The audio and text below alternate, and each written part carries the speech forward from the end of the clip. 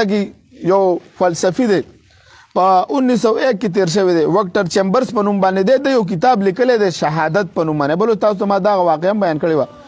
دا وایي د یو خپله واقعه ذکر کړې وایي زما د ژوند یو انقلابي واقعه وایي داسې وایي ما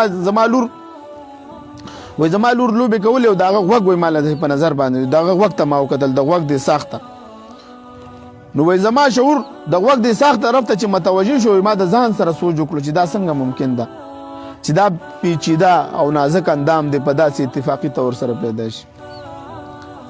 یقینا د مخکې نه سوچ او فکر موجود دی چې داسې شوی ده وایي